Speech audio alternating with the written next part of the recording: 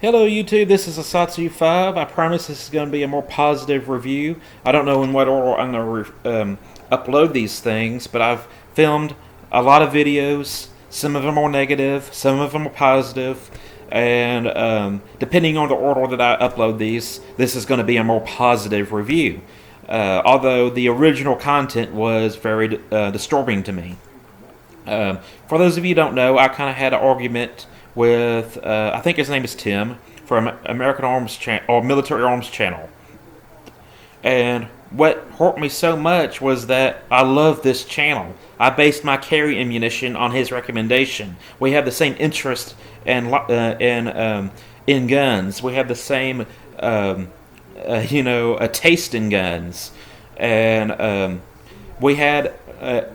I had a disagreement with him because he said, if you support Donald Trump or the NRA, then you are my enemy and I will treat you as such. And to me, that was a very literal threat. Not that he's going to literally come through the computer screen and kill my family. And keep in mind, I'm not a big Trump fan, although I'm not. My thoughts have changed a little bit on him, but I'm not a big fan of him. And I'm not a big fan of the NRA because they did not help me in 2009 when I was trying to take on U.S. Customs. In case some of you are too young for that, but we actually had a Second Amendment battle to keep it legal to import automatic and one-handed opening knives into the U.S. from overseas. And the NRA didn't help me with that. That's probably a separate video. But, I'm not a big fan of these two ideals, but I don't hate these ideals. But I know people who are fans of these ideals, and some of them are my family. So when he said that you are my enemy and I'll treat you as such, keeping in mind he was, I think, a Marine, and his job as a Marine was to kill the enemy, I took this as a very aggressive threat and possibly terroristic. If you're willing to attack people based on their beliefs, and they don't want to be attacked, that they're not active military defending a compound or anything, that is by definition terrorism. But there's some things I didn't consider when I read this post on Instagram. One, it might not be Tim making the post. It could be someone working for him. He has a huge channel with a lot of social media outlets. He could hire someone to run his Instagram account. Also, this all started over bump stocks, which is probably the stupidest argument in the world to ever have. But I feel that me and, I'm going to say Tim is his name, have different definitions of the Second Amendment. And I used to think the Second Amendment was cut and dry, black and white. The right of the people to keep and bear arms shall not be infringed. And to that degree, I still think it's black and white. But I think what me and Tim disagree with is what is the weapon that we're defending. I consider weapons to be any object used to defend yourself or to fight people, to kill or disable, and the necessary accessories for that weapon system. And so that would be a sniper rifle, that would be a scope. That's the necessary accessory for that sniper rifle. For AKs and AR-15s, is not disposable, but detachable magazine. For a handgun, is a detachable magazine. I also want to state that it should be at least on par with what the military carries. So if the military carries lights, lasers, I think I should be able to carry lights and lasers. If the military carries 3-round burst firearms or select fire, I believe we should be able to carry select fire. And I think both me and Tim can agree on that, but there's one thing we disagree with, and that is the bump stock. I don't think this is necessary for the weapon system.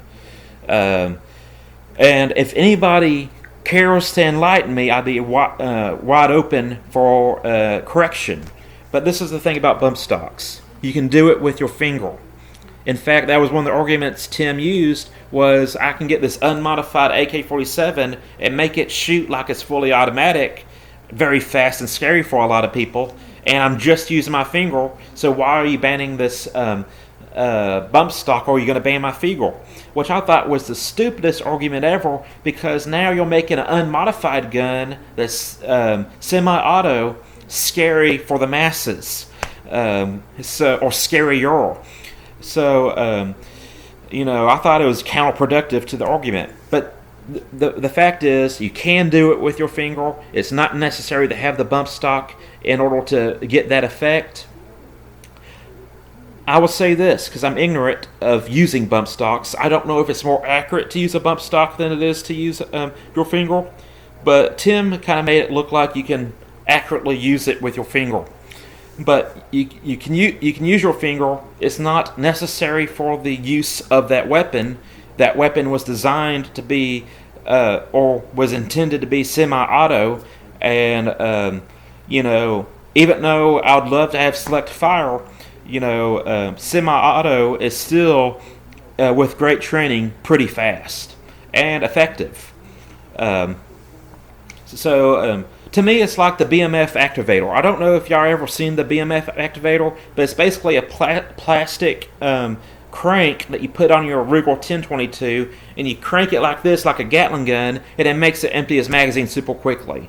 It's still technically semi-auto. It's just you're cranking a crank very fast to waste money, I guess. My brother had one, and it broke on him on the first day. But to me, that's not protected by the Second Amendment.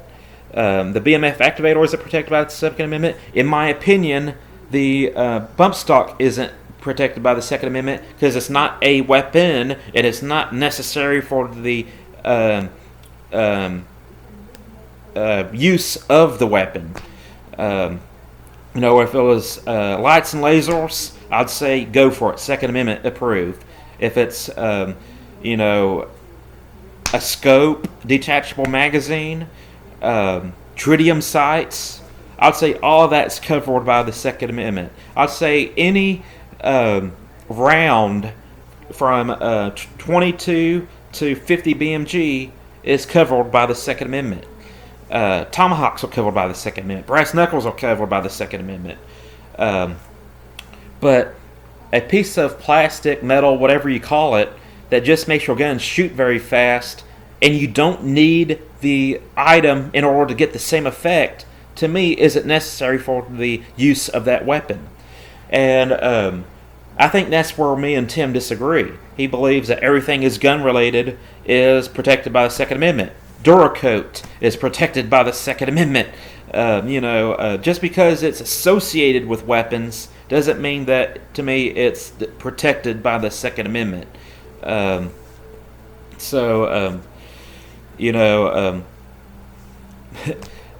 would say this is another example, and this is not.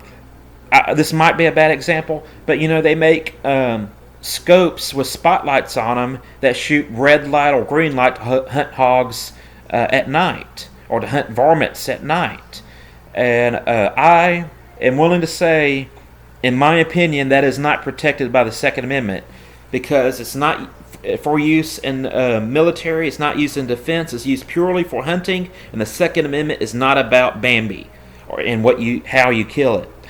Second Amendment has nothing to do with hunting, so therefore the red and green lights that attach to your scoping gun are not protected by the Second Amendment. If a state wants to say, we don't want you hunting at night, we're going to outlaw these red and green lights, although I don't agree with their decision, I'd be kind of okay with it.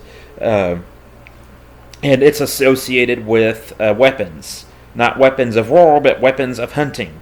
So just because it's associated with a weapon like Duracoat, BMF activator, red lights, green lights, I don't know, a doe urine dispenser on your stock, doesn't mean that it's associated, that just because it's associated with the gun doesn't mean it's protected under the Second Amendment. And I think, like I said, I'm repeating myself, I think that's where we disagree. Everything else we agree on except the bump stocks. And why am I telling you this? I am ready to forgive him. And I know that sounds bad, like he did something so evil or whatever, but I held a grudge with him for a long time. I stopped watching his videos. I loved his videos, but I stopped watching him because I held a grudge. This grudge was unhealthy, and I was thinking about it too much. It was causing me stress.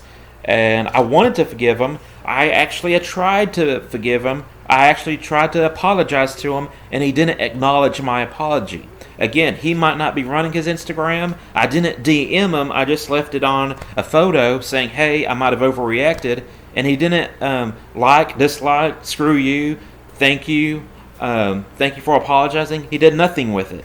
And that kind of ticked me off. And I continued to hold a grudge for a longer period of time. This whole time thinking, I would really love to watch his video on the Sig Rattler. But something that kind of put things in perspective, not only the fact that holding a grudge is extremely unhealthy, but there's this guy, I can't reference, I don't have it pulled up, but there was this guy who has a brother who was in his own apartment, and a police officer walked into the wrong apartment thinking it was her apartment, saw the guy and thought he was a burglar and shot and killed him. It was a terrible thing. The woman got 20 years, but the brother, holy cow, he forgave her. He said, I don't want you to rot in prison. I don't even want you to go to prison. He says, I want you to know Christ. And he asked the judge if he could hug her. And he asked if he could pray with her. And, it was just a powerful moment. The woman was crying. The brother was crying. I think the judge was crying. Everybody in the courtroom was just at awe that this woman who recklessly and wrongfully took the life of this man's brother, took him away where he'll never be able to talk to him in this life. He's not going to show up for Thanksgiving, Christmas. They're not going to be able to hang out, go fishing, go shopping. They're not going to be able to hang out at a coffee shop and reminisce about their childhood. As of right now, there is a chasm between them, which is death. And, she did that. And he genuinely wanted to hug her. He genuinely wanted to love her. He genuinely wanted to pray for her. And that was very powerful stuff. Then I look at myself, it's like, how petty am I? This man's hinted that he would be aggressive towards people with political differences than him, and I went to 11 with it, and I got extremely angry. To the point where I was clickbaiting and ranting and stuff. And I was calling him names like a terrorist. Even though his activity could be interpreted as potentially terroristic oriented, in the grand scheme of things, it was very petty. He could be having a bad day and release some stress on Instagram, not considering the ramifications of what he said and how it may be interpreted. And I went to 11 with it and went full-on attack mode on him over something he said, not directly to me, but to the general audience. And I was offended, and I let him have power over me. And here is this boy, lost his brother in a very terrible accident in the fact that the woman went into the wrong apartment room. Not an accident that she shot him. She intentionally shot him. But he lost his brother, and he wanted to love her. He wanted to hug her. He wanted to pray for her. And it just really put things to perspective for me. Now, I wanted to apologize to Tim and resume watching his videos much earlier than this event. This event solidified what I'm going to do, and this is my plan. And not that you need to know my plan, but this was my plan before this unfortunate shooting happened. One, I was going to unfollow him from Instagram. If he or his associates are gonna act differently on Instagram than they do on YouTube, and I'm too sensitive to handle it, then I don't need to follow them on Instagram. That's just the fact.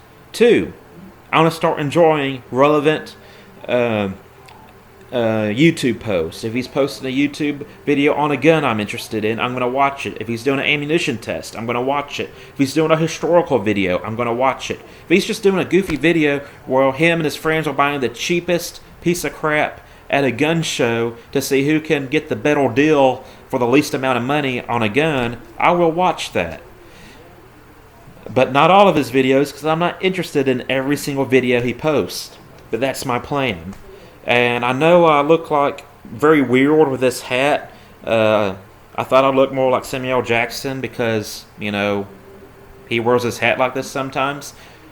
That's not why I was wearing the hat. The reason why I'm wearing the hat is because I'm filming several videos the same evening, and I have my hat either off in the front position and now in this back position so I can tell which video is which with the thumbnail. So that's it. I'm sorry this video is so long, but I really felt that I needed to get this off my chest, and I'm going to say it publicly. I forgive you, Tim, aka Military Arms Channel. I do not need you to forgive me, but I want you to forgive me. You don't have to. This video may never get on your desk, but just know that I am no longer holding a grudge towards you, and I'm going to start enjoying your videos. So that's it. I'm Asatsu5, and I'm out.